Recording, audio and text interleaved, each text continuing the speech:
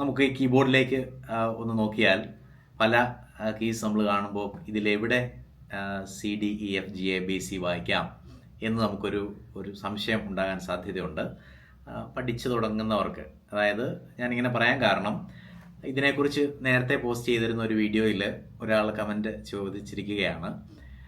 പലരും വായിക്കുമ്പോൾ ഈ സി എന്നുള്ളത് വേരി ചെയ്യുന്ന കാണാമല്ലോ എന്ന് പറഞ്ഞാൽ, ഞാൻ ഈ കീ സി ആയിട്ട് നമുക്ക് കാണാം എന്ന് ഞാനന്ന് പറഞ്ഞിരുന്നു. ആ വീഡിയോയിൽ അങ്ങനെയാണ് പറഞ്ഞിരിക്കുന്നത്. അത് ശരിയാണ്. പക്ഷേ അപ്പോൾ ആ സിയിൽ ആരംഭിച്ച് നമ്മൾ ഈ CDEFGABC എന്നുള്ള 7 സ്വരങ്ങൾ വായിക്കുമ്പോൾ അതിൽ ബ്ലാക്ക് കീസ് ഒന്നും ഉൾപ്പെടുന്നില്ല. അപ്പോൾ ആ കമൻറ്റിൽ ചോദിച്ചിരിക്കുന്ന ആളുടെ സംശയം, എന്തുകൊണ്ടാണ് വൈറ്റ് കീയിൽ മാത്രം ചേർത്ത് അങ്ങനെ ആ CDEFGABC വായിക്കുന്നത്, മറ്റു പലരും വായിക്കുമ്പോൾ ബ്ലാക്ക് കീസ് കൂടെ ഉൾപ്പെടുത്തി CDEFGABC വായിക്കുന്നത് കാണാമല്ലോ എന്ന് ചോദിച്ചിരിക്കുക. അപ്പോൾ നമുക്ക് സ്വാഭാവികമായിട്ടുണ്ടാകാവുന്ന ഒരു സംശയമാണ്. അതിന് കാരണം, നമ്മുടെ ഡയാറ്റോണിക് സ്കെയിൽ നമ്മൾ പറയും. ഡയാറ്റോണിക് സ്കെയിലിൽ 5 ഹോൾ സ്റ്റെപ്പും 2 ഹാഫ് സ്റ്റെപ്പും ഉൾപ്പെടുന്ന 12 മേജർ സ്കെയിൽസും 12 മൈനർ സ്കെയിൽസുമാണ് നമുക്കുള്ളത്. ഞാൻ ഉദാഹരണം കാണിച്ചാൽ എന്ന് പറഞ്ഞാൽ, ഈ 12 രീതിയിൽ മേജർ സ്കെയിലിൽ നമുക്ക് സരിഗമ പദനിസ അല്ലെങ്കിൽ ഈ CDEFGABC എന്നുള്ള 7 സ്വരങ്ങൾ നമുക്ക് വായിക്കാം. മൈനർ സ്കെയിലിലും 12 രീതിയിൽ നമുക്ക് വായിക്കാൻ പറ്റും. ഉദാഹരണം പറഞ്ഞാൽ, ഇപ്പോൾ മേജർ സ്കെയിൽസ് 12 ഞാൻ കാണിച്ചു തരാം. മേജർ സ്കെയിൽസ് അതായത് ഓരോ കീയിലും ആരംഭിച്ചിട്ട് അവിടെ നിന്ന് CDEFGABC മുമ്പോട്ട് വായിക്കുകയാണ് ചെയ്യുന്നത്. അപ്പോൾ അത് ആ arrangement whole step, half step എന്നിങ്ങനെ, അതായത് ഒരു മേജർ സ്കെയിലാണെങ്കിൽ WWH WWWH എന്നുള്ള ഫോർമുലയിലും, ഒരു മൈനർ സ്കെയിലാണെങ്കിൽ WH WWH WW എന്നിങ്ങനെയുള്ള ഫോർമുലയിലുമാണ് ഈ സ്കെയിൽസ് അറേഞ്ച് ചെയ്യുന്നത്. അതെന്താണെന്ന് ഇതിനു മുമ്പുള്ള വീഡിയോയിൽ ഞാനൊരിക്കൽ കോഡ്സും സ്കെയിൽസും ഒക്കെ പഠിക്കാം എന്ന് പറഞ്ഞ് ഒരു വീഡിയോ ചെയ്തിട്ടുണ്ട്. അതിനകത്ത് ഇതിൻ്റെ ഡീറ്റെയിൽസ് കൃത്യമായിട്ട് പറയുന്നുണ്ട്. അത് കണ്ടാൽ നിങ്ങൾക്കത് എന്താണ് ഈ ഹോൾ സ്റ്റെപ്പ് അല്ലെങ്കിൽ ഹാഫ് സ്റ്റെപ്പ്, എന്താണ് W, എന്താണ് W അല്ലെങ്കിൽ H എന്താണ് എന്നൊക്കെ അവിടെ നോക്കിയാൽ മനസ്സിലാവും ആ വീഡിയോയിൽ. അപ്പോൾ ഞാൻ നിങ്ങളെ കാണിക്കാൻ പോകുന്നത് എങ്ങനെയാണ് മേജർ സ്കെയിലുകളിൽ നമുക്കിത് വ്യത്യസ്തമായ രീതിയിൽ വായിക്കാൻ പറ്റുന്നത്, അല്ലെങ്കിൽ മൈനർ സ്കെയിലുകളിൽ എങ്ങനെയാണ് വ്യത്യസ്തമായ രീതികളിൽ ഈ 7 സ്വരങ്ങൾ നമുക്ക് അറേഞ്ച് ചെയ്യാൻ പറ്റുന്നത് എന്നുള്ളതാണ്. ആദ്യം സിയിൽ ആരംഭിച്ച് കാണിക്കാം. ഉണ്ടോ, ഇതാണ് സിയിൽ ആരംഭിക്കുന്ന 7 സ്വരങ്ങൾ. ഇനി ഡിയിലേക്ക് വന്നാൽ നമ്മുടെ ഈ സെയിം അറേഞ്ച്മെന്റ് എന്ന് പറഞ്ഞാൽ ഞാൻ മുമ്പേ സൂചിപ്പിച്ച WWH WWWH എന്നുള്ള അറേഞ്ച്മെന്റ് ഡിയിൽ ആരംഭിക്കുമ്പോൾ കണ്ടോ, കേൾക്കുന്ന ട്യൂൺ ഏതാ, അതാണ് കേൾക്കുന്നത്. പക്ഷെ കീസ് മാറുന്നുണ്ട്. ഇനി അടുത്തത് ഇയിൽ ആരംഭിച്ചാലോ, ഇയിൽ ആരംഭിക്കുകയാണെങ്കിൽ അവിടെയും കീസ് മാറും. ഇനി എഫിൽ ആരംഭിക്കാം, ജിയിൽ ആരംഭിക്കാം.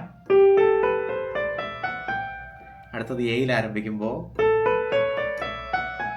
ഇനി ബിയിൽ ആരംഭിക്കുമ്പോൾ നോക്കിക്കോണേ, ബിയിൽ ആരംഭിക്കുമ്പോൾ എല്ലാ ബ്ലാക്ക് കീസും അതിനകത്ത് ഉൾപ്പെടും. പക്ഷെ നമ്മൾ കേൾക്കുന്നത് ആ 7 സ്വരങ്ങൾ ആദ്യം കേട്ടതുപോലെ തന്നെ കേൾക്കുന്നു. പിച്ച് വേരിയേഷൻ ഉണ്ട് എന്ന് മാത്രം. പിച്ച് ഓരോന്നിങ്ങനെ കൂടി വരികയാണ് ചെയ്യുന്നത്. ഇനിയും ബ്ലാക്ക് കീസിലേക്ക് വന്നാലും ബ്ലാക്ക് കീസിലും ആരംഭിച്ച് നമുക്ക് അതുപോലെ തന്നെ, ഇപ്പം നമ്മൾ 7 വായിച്ചുള്ളൂ. ഇനിയും ബ്ലാക്ക് കീസിൻ്റെ മേജറോടെ ആകുമ്പോഴത്തേനും 12 ആവും. അപ്പം ബ്ലാക്ക് കീസിൻ്റെ മേജർ വായിക്കുമ്പോൾ ഉണ്ടാവും സി ഷാർപ്പ് മേജറിന് ഡി ഫ്ലാറ്റ് മേജറിന് വായിച്ചു.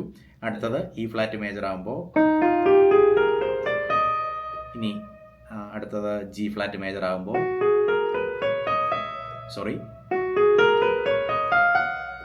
അടുത്തത് ഇനി വരുന്നത് എ ഫ്ലാറ്റ് മേജർ ആകുമ്പോൾ, ഇനി ബി ഫ്ലാറ്റ് മേജർ ആകുമ്പോൾ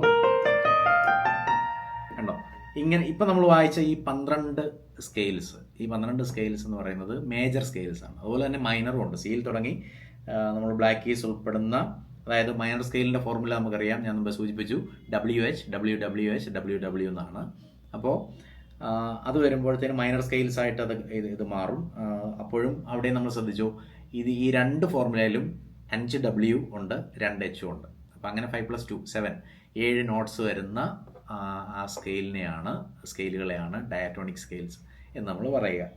അപ്പോൾ മൈനർ സ്കെയിൽ ആകുമ്പോഴത്തേനും അതിൻ്റെ സ്റ്റൈൽ വീണ്ടും മാറി. കണ്ടോ, സി മൈനർ ആയിരുന്നത്, ഇനി ഡി മൈനർ ആകുമ്പോൾ, ഇ മൈനർ ആകുമ്പോൾ, എഫ് മൈനർ ആകുമ്പോൾ,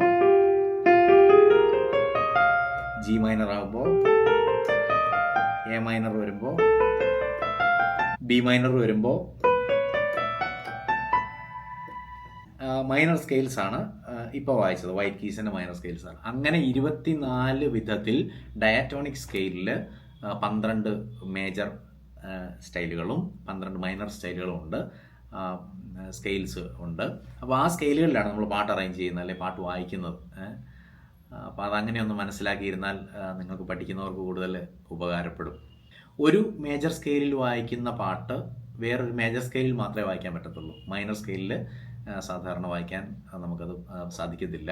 കാരണം നമുക്കറിയാം, ഞാൻ ആദ്യം സൂചിപ്പിച്ചതുപോലെ ആ പ്ലേസ്മെൻറ്റ്, നോട്ടിൻ്റെ പ്ലേസ്മെൻറ്റ് വരുന്നത് ഏതാണ്? WWH എന്നുള്ള ആ ഒരു ഫോർമാറ്റിൽ വരുമ്പോൾ ആ സ്കെയിലിൽ മാത്രമേ നമുക്കത് വായിക്കാൻ സാധിക്കത്തുള്ളൂ. ഇനി അതുപോലെ തന്നെ കോഡ്സിൻ്റെ പ്രോഗ്രഷനും ഉണ്ട്. കോഡ്സിൻ്റെ പ്രോഗ്രഷൻ എന്ന് പറയുമ്പോൾ ഓരോ സ്കെയിലും മാറുന്നതനുസരിച്ച് അതിൽ ഉൾക്കൊള്ളുന്ന കോഡ്സും മാറി മാറി വരും.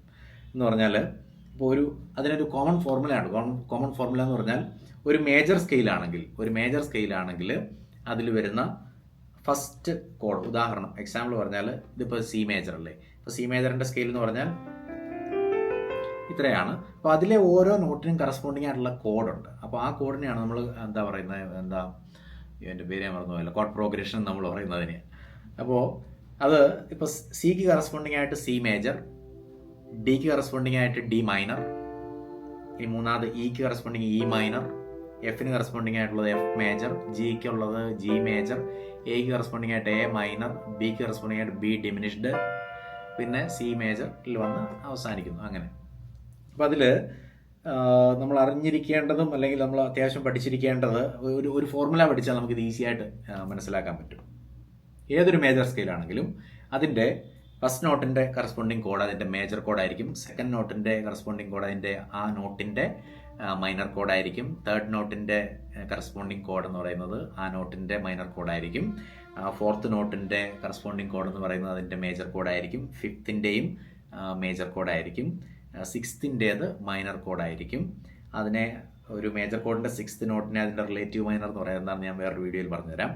അതുപോലെ സെവൻത്ത് നോട്ട് വരുമ്പോൾ അതിൻ്റെ ആ നോട്ടിൻ്റെ ഡിമിനിഷ്ഡ് ആയിരിക്കും. ഡിമിനിഷ്ഡ് നോട്ട് നിങ്ങൾക്ക് കണ്ടുപിടിക്കാനൊരു ഡിമിനിഷ്ഡ് കോഡ് കണ്ടുപിടിക്കാൻ ഒരു എളുപ്പവഴി ഞാൻ പറഞ്ഞുതരാം. നമുക്ക് ഇപ്പോൾ ബി ഡിമിനിഷ്ഡ് ആണ് നമുക്ക് വേണ്ടതെങ്കിൽ നമുക്ക് ഇതാണ് ബി ഡിമിനിഷ്ഡ് എന്ന് പറയുന്ന കോഡ്, ഇതാണ് ബി ഡിമിനിഷ്ഡ്. അപ്പോൾ ഈ ബി ഡിമിനിഷ്ഡ് അപ്ലൈ ചെയ്യുന്നതിന് മുമ്പ് നമ്മൾ മനസ്സിൽ ഒരു ഇങ്ങനെ ചിന്തിച്ചാൽ നിങ്ങൾക്ക് ഈസി ആയിട്ട് അത് പ്ലേ ചെയ്യാൻ പറ്റും. ഏതൊരു കോഡിൻ്റെയും ഡിമിനിഷ്ഡ്, അതായത് ആദ്യം അതിൻ്റെ മൈനർ ഏതാണെന്ന് നോക്കുക. ഇത് കണ്ടോ, ഇതാണ് ബി മൈനർ. ഈ ബി മൈനറിനകത്തുനിന്ന് അതിൻ്റെ ടോപ്പ് നോട്ട്, നമുക്കറിയാം ഒരു കോഡിനകത്ത് വരുന്ന 3 നോട്ട് ട്രയാഡ് ആണെങ്കിൽ 3 നോട്ട് വരുന്ന കോഡാണെങ്കിൽ അതിൽ base note, middle note, top note എന്നിങ്ങനെയാണ്. Base note, middle note, top note, അങ്ങനെ 3 നോട്ടാണ് ഒരു കോഡിൽ സാധാരണ വരിക. അതിൻ്റെ ടോപ്പ് നോട്ടിനെ ജസ്റ്റ് ബാക്കിലേക്ക് ഹാഫ് സ്റ്റെപ്പ് ഫ്ലാറ്റൻ ചെയ്യുക എന്ന് പറയാം, അതിൻ്റെ ടെക്നിക്കലായിട്ട് പറഞ്ഞാൽ. അതിനെ ജസ്റ്റ് ബാക്കിലേക്ക് ഇറക്കിയാൽ അതിൻ്റെ ടോപ്പ് നോട്ട് ഏതാണോ, അപ്പോൾ ബി മൈനർ പിടിക്കുന്നു, ബി മൈനറിൻ്റെ ടോപ്പ് നോട്ടിനെ ഹാഫ് സ്റ്റെപ്പ് ഫ്ലാറ്റൻ ചെയ്യുന്നു, പുറകോട്ട് ഇറക്കുന്നു, ഒരു ഘട്ടം പുറകോട്ട് ഇറക്കുന്നു. അപ്പോൾ ബി ഡിമിനിഷ്ഡ് എന്ന് പറയുന്ന കോഡ് കിട്ടി. കണ്ടോ, ഇത് B minor B diminished, B minor B diminished. ഏതൊരു കോഡിൻ്റെയും അങ്ങനെ നമുക്ക് ഐഡൻറ്റിഫൈ ചെയ്യാൻ പറ്റും. ഉദാഹരണം പറഞ്ഞാൽ ഇപ്പോൾ ഡി മൈനർ ഡി ഡിമിനിഷ്ഡ്, കണ്ടോ, A minor A diminished, C minor C diminished. അങ്ങനെ നമുക്ക് കണ്ടുപിടിക്കാൻ പറ്റും. അതാണ് ഡിമിനിഷ്ഡ് കണ്ടുപിടിക്കുന്നതിനുള്ള വഴി. അപ്പോൾ അത് ഞാൻ ജസ്റ്റ് ഇങ്ങനെ പല സ്കെയിലുകൾ, 12 മേജർ സ്കെയിൽസ്, 12 മൈനർ സ്കെയിൽസ്, അതിൽ വരുന്ന കോഡ് പ്രോഗ്രഷൻ, അതിനെക്കുറിച്ച് ഞാൻ ജസ്റ്റ് ഒന്ന് പറഞ്ഞു തന്നേ ഉള്ളൂ. അപ്പോൾ നമ്മൾ വിവിധ സ്കെയിലുകളിൽ എങ്ങനെ നമുക്ക് ഈ ഡയറ്റോണിക് സ്കെയിലിലെ 7 നോട്ട്സ് ഐഡൻറ്റിഫൈ ചെയ്യാൻ പറ്റും, വായിക്കാൻ പറ്റും എന്നുള്ളതാണ് നമ്മൾ പറഞ്ഞു വന്നത്. അപ്പോൾ ആ ഫോർമുലയൊക്കെ വെച്ചിട്ട് നമ്മുടെ ആ മുൻപത്തെ വീഡിയോ ഒന്ന് കണ്ടു നോക്കിയാൽ കുറച്ചുകൂടി ഡീറ്റെയിൽ ആയിട്ട് അതിനകത്ത് പറയുന്നുണ്ട്.